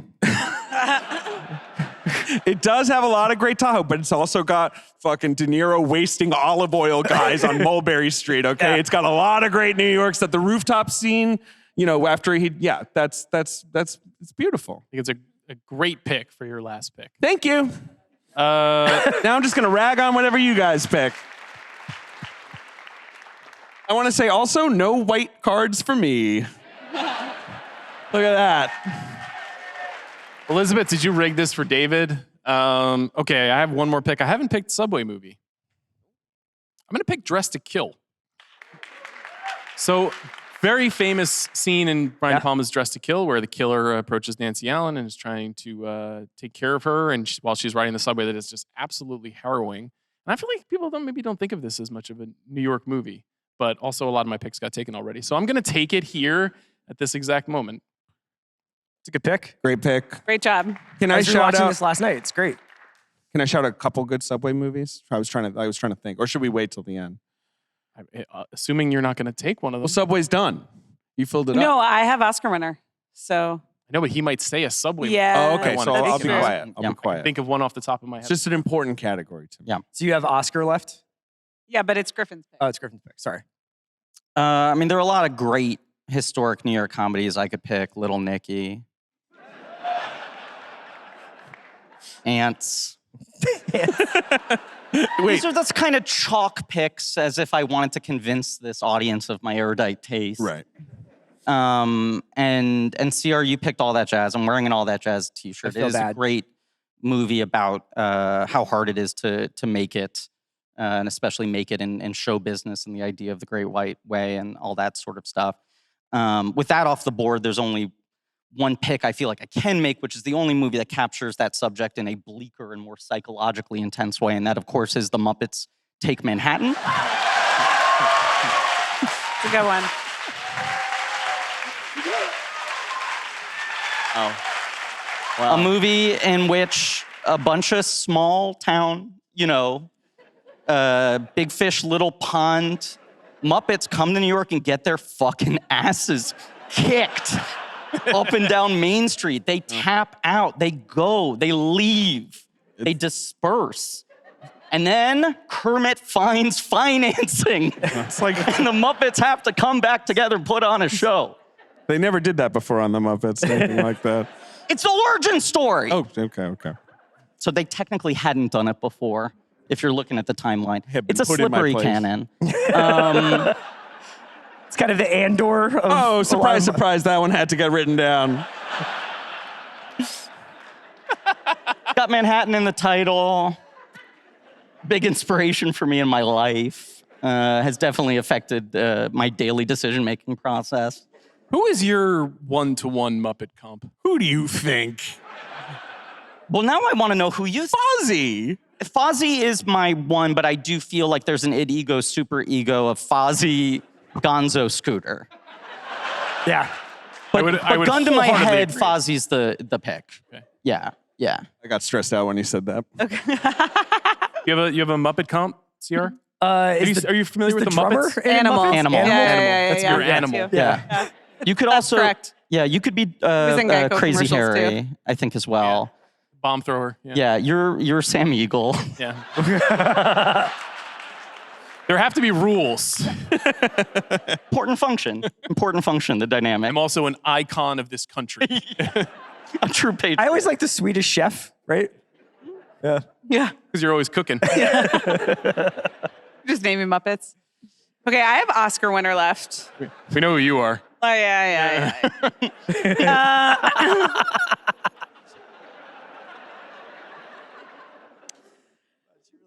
Gate on that. Okay, so I have Oscar winner, and I'm torn between being cute and trying to win is not really like I love all of the picks, but The eternal struggle. yeah, Cute you or know, winning. cute or winning. I think that I'm gonna do a middle ground, and I can't believe that this is the 6th round. I will be taking Michael Clayton, an Oscar winner.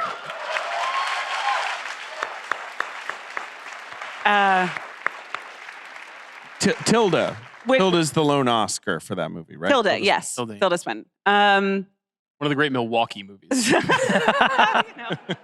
the great movies about agricultural Yeah, crime. some unfortunate things do happen in a parking lot, though off screen. Yeah, this is a movie about someone as handsome as George Clooney just being beaten down by this city and By the Brian system. Koppelman at the poker table. And Brian Koppelman and Sidney Pollack just telling you what's what, and also that the suburbs are a scary place full where of hit and rich runs people who happen. yell at you. Yeah. It's one of the great movies. It's also on our 25 for 25 list. It's on many a yard sign. Do they have that in New York? Do you guys have in this house? We believe that Michael Clayton is underrepresented, whatever. That's the thing that we have in Los Angeles. You guys We'll don't bring it have to you. Yeah, get those. look it up on the Those are internet. great. Yeah, those will swing the tide. Yeah. We're gonna get this country back on track. Yeah, Michael Clayton.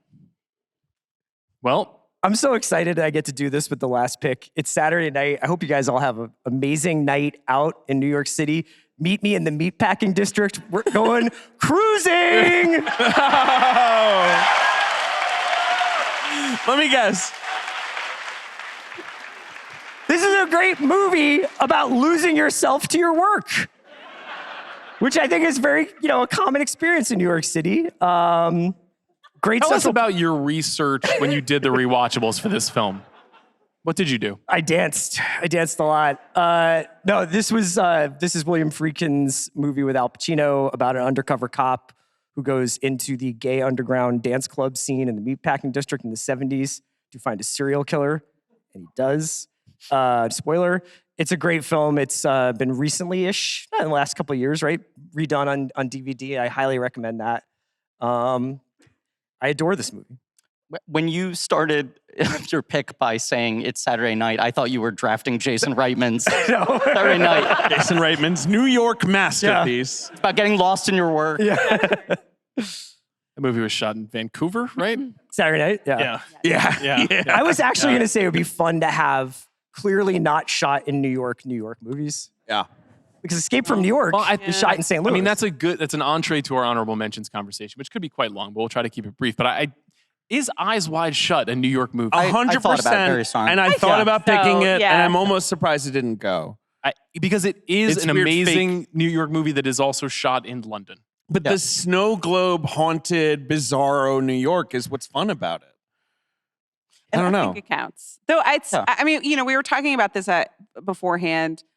A lot of so far our rules have been that it must be specified as New York, which in this case it is for it to count. But there are many like screwball comedies from the 30s and 40s that are basically New York, but they never say New York. And so, bringing up Baby, it's like, obviously he works at the Natural History Museum, but it's whatever. So I think Eyes Wide Shut, yes.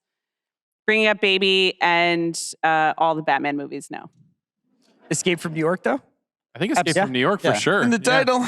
Also, Ghostbusters shot, I think, 3 days in New York. Right. The first one, it's one of those incredible movies where they just got the right shots and recreated everything else in a way where you buy it, even though Ghostbusters 2 was actually filmed in the streets of New York more and feels a little more artificial. Okay, honorable mentions. What did I just do, like 3 or 4? Please. Cloverfield. Add it on my list. Add it on So my I just list. like love as a New York movie. I'll also throw out. It's a really good movie about going to parties at 26. Yes. Yeah. Good Like, Subway. Good Subway stuff, too. Good Subway. It also Right. cheats more than Warriors, but those were the 2 I was debating for that slot because it's yeah. a similar how do you make your way About across distance. New York movie that it is a city you can conquer in one crazy night. My they Subway do a great backup job. pick was Inside Llewyn Davis. Yep. Oh, good one. Also a good Subway scene. And nobody picked a Nora. Yes, my niece Yeah. who is here texted me during the show, which I received whilst looking at my phone, you have to take a Nora. And to her, I would just like to say, I'm sorry. And just for as a sentimental pick, even though you outlawed Long Island, any of Hal Hartley's Long Island trilogy would have been, I think, a good pick for comedy. Wow, silence to that. I mean, we didn't. Good call. Nobody took West Side Story. I Yes, almost sound like you did, did. and then I did Michael Clayton at the end. But I was gonna snap and everything. 1961, not the Spielberg, though the Spielberg's good too. I thought about it for Yeah. Oscar winner at the end there. I thought about Rosemary's Baby, an iconic New York Yeah. movie. Absolutely. I thought about, I cannot believe The Devil Wears Prada was not picked. I know, and thank you all for giving me that space. But I feel like I've done it in other drafts. We Fair had enough. a trivia question. It was my backup for Blockbuster. But listen, like, here are other things I didn't draft. West Side Story, Moonstruck, That was an obvious Fatal one. Attraction, which I almost did in Thriller, and also Unfaithful, speaking of Adrian Lyne movies, about going to the suburbs and then needing to come back to get it on. So let's see. Relate to that film? Cruel Intentions. Sure. I don't live in the suburbs Is Cruel yet. Intentions New York? Yeah, it's they at live. Upper East Side, Yeah. private school. Yeah. No one took Malcolm X. I mean, we have Spike Lee represented, but that's pretty intense. The Apartment, like the most winningest Best Picture. We talked about Age of Innocence in trivia, but not in this draft, which is sort of disrespectful. And Great Chelsea movie. and Inside Man, Yeah. which was on the backup for Thriller for sure. What about Ghost? I had it on my Subway. Yeah, I the thought Subway that's where scene. you were going in your Subway pick when you Yeah, say yeah, yeah. the inciting scene happened. Get off my train. That guy's name Vincent Chiavelli? Yeah, Vincent That guy Chiavelli. is so New York. I feel like it maybe would have won me the draft, but my other option in comedy that was seriously considering was Coming to America, which I'm surprised no one took. Yeah. That Yeah. would have been a good one. I kind of blinked with Wolf of Wall Street. I was going to go Coming to America, and then I just got beaten down. You got Marty blindness. I thought Shaft, an Oscar winner, would be a particularly cool move to take it there because it is one of the coolest Oscar wins ever. Also, I ruled against it because it was too cute. I adore The Wiz, which for me is one of the movies that best captures the feeling of New York, even though it technically takes place in Oz. It's a 10%er. I thought, I've pitched a category that was people who are walking here movie. And Shaft is a good one for that. Obviously, Midnight Cowboy is a good one for that. That's an Oscar winner right there. I had some other obvious ones. I feel like Black Swan. Yeah. People don't talk about it anymore, but that's a great New York movie. gotta That's a bring great. Black This Swan city's back. gonna kill me. Do we? Yeah, let's do it bring like it a back. like Yeah. a minute by minute pod of Swan pod. Absolutely. Let's start it right now. Let's run it. Here's one I was really thinking over. Citizen Kane is a New York movie. It's got a lot of New York. It's set but in New not- York, but you don't see really But it's any like of New York. 60%, he woos a showgirl, he runs a New York paper, like he makes his fortune here. Yeah. Catch Me If You Can, a New York movie. I mean, it's got a lot of New York, but not all over. Home Alone 2, he is, and you guys may not know this, lost in New York. Yeah. Even though it's easy to get around. President's in that movie. One of his top 5 films, one of his top 5 best film performances. Breakfast at Tiffany's is a fairly iconic New York movie. With great kind of politics. a bad movie, but great politics in that movie. Mhm. Yeah. This is on here that I feel. What about The Devil's Advocate? I can't believe you didn't do it. Upon reflection, Yeah. I've made a mistake. Well, like Devil's Advocate, I love Devil's Advocate, but that's kind of bad Rosemary's Baby, right? Because that's also about like kind of going insane in your apartment building. Like I wouldn't use the word bad when I talked about The Devil's Advocate. because you're afraid that he's going to come after you, John Milton. Yeah. Look, but don't touch. Touch, but don't taste. Taste, but don't swallow. Wait, one Efron thing. I know you wanted to say. Sleepless in Seattle is barely set in New York, and yet it is very much a New York movie, right? Because it has iconic Because New York they are stuff. going to New York, and the whole last there act are is New two York. scenes, both like they are at dinner with the Empire, like with Bill Pullman, the Empire State Building behind it, and then so I do think it's eligible. There was Doesn't she work in Baltimore in the movie? Baltimore. It does, and this was a point of discussion in the Chicago draft where everyone tried to tell me that she actually worked in Chicago in the newspaper, but no, it was Baltimore. He's in Chicago at the start of the movie. He goes to Seattle. She's in Baltimore. He's in Chicago? At the start of the movie, he has to leave. His wife died. He's got to buy a What you were houseboat. I did the commentary on the 4K release of that movie. Okay, all right. Okay, you would know. Okay. Confirmed. So I feel but I would say Seattle #1, New York #2, Baltimore 3, Chicago 4, as far as that movie's allegiances go. It's a joint custody situation. Yeah. In terms of which city claims it. Yeah. But just to bring up North. I was like, it happened one night as another one where they're trying to get to New York. Yeah. Right. But they do eventually, so that counts, even though a lot of it's on the road. I wanted to shout out two amazing Abel Ferrara movies. One is King of New York, which is one of the best crime thrillers ever. And the other is Bad Lieutenant, which is about Harvey Keitel losing his mind because the Mets suck. It's so relatable. Right. That was you watching David Peterson the other weekend?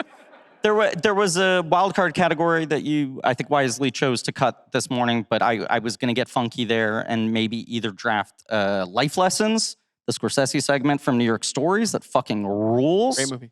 Or The Cruise, the Bennett Miller documentary. Yeah. Which is one of the most New York-y movies. At the Grid Path. We have to fight it. Carlito's Way. That's got some great train stuff. Great subway station scene in Carlito's Way. I thought you would have gone for that. I was thinking about it. We didn't talk about Last Days of Disco. Juliette Littman texted me while we were on stage. Yeah, we didn't say Another great Metropolitan. subway Say one. Metropolitan. I guess Kids is in there. It's not a real feel-good movie, but Why did you not take it? I couldn't figure out the right category for it, you know? Wags just texted me Sweet Smell of Success. Sweet Smell of Success was on my list. Let's not make the live texting during a live pod thing. I realize we're revealing that people are texting us, but that sounds like it could cause What if I just have chaos. like an earpiece and Wags is just like, now say cruising. I know you haven't seen it, but pretend. Keep That was pretending. the first 5 years of The Big Picture. The Avengers, not to be boring. Oh, yeah, that's right. I was a guy who really likes The Avengers here. I'm going to start crying. They have the Battle of New York in that movie. I don't know if you remember. That's right. Oh, yeah. What happened? Dramatic They got event like the for- shawarma. What's up with the Chitauri? Yeah. What's up with the Chitauri? Not I don't doing know. much. Yeah, no, We treated them very poorly.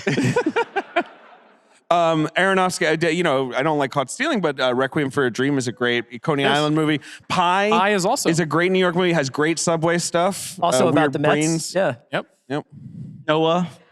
That was all shot in New York. Early New York. Amazingly. Very He early shot the New whole York. thing in the East River. It's Yeah. crazy. That's the original Forced Water Landing.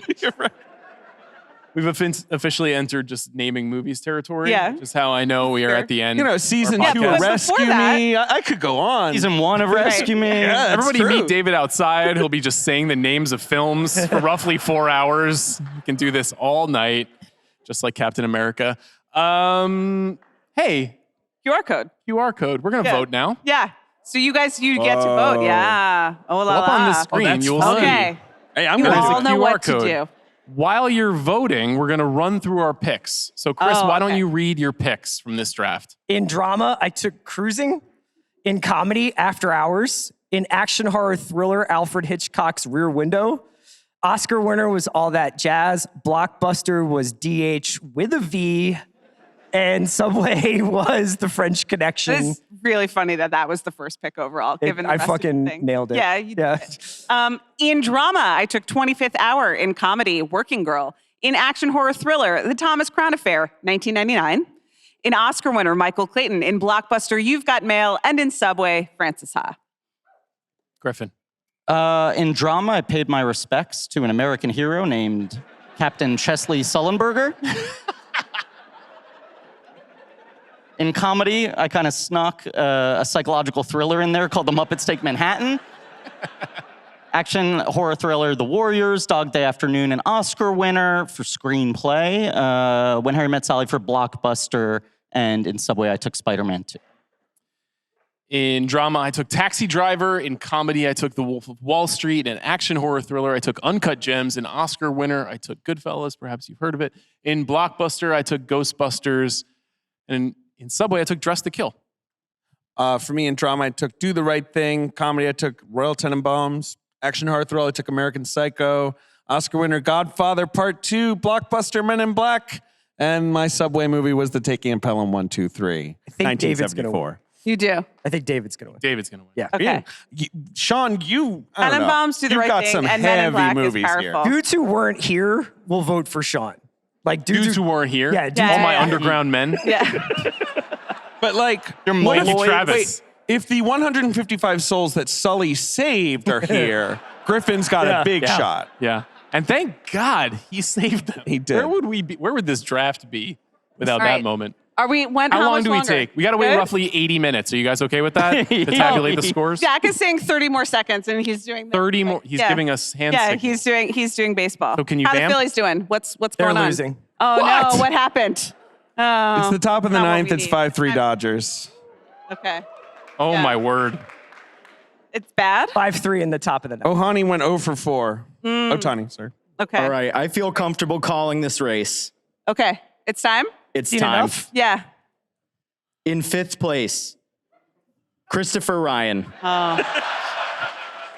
That's fucking crazy. For the record, Die Hard with a Vengeance, amazing pick. Okay. 4th place, Griffin Newman. Oh. Spoke too many truths Yeah. here tonight. You did. You kept it too real. Yep. In 3rd place, Sean Fennessey. Oh. Wow. All right, David, you want to hold hands with me? Absolutely. Okay. Here we go. Here we go. Absolutely. Here we Ready? go. Just like Miss America. Wow. Okay. Oh, look at all these guys. In 2nd place, Amanda Dobbins. Wow. Which means David has won the New York City movie draft. High five. Come on. Well done. All right. David Sims is your winner. Tonight, he's your winner. But go to your ballot box. Stuff it. If you're in line, stay in line. I have a great many people to thank. So first of all, thank you so much to Griffin and David. If you're not listening to Blank Check, please start doing Yeah. so. One of the very best podcasts in the world. Thank you to Jack Sanders, whose voice you've heard all night, who's the producer of our show. Thank you so much to Elizabeth, Helen, and Charlie from our events team who killed it. Thank you to LinkedIn Ads for supporting this episode. Thank you to Criterion for putting 4Ks in your hands. Thank you to CR.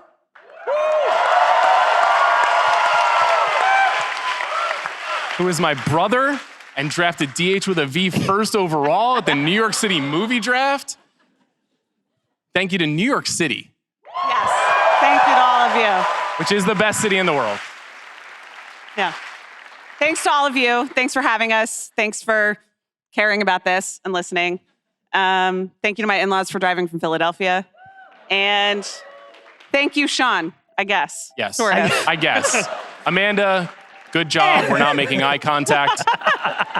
I just want to point out, later this week on the podcast, we'll be talking about the greatest actor of his generation, and we'll see you then.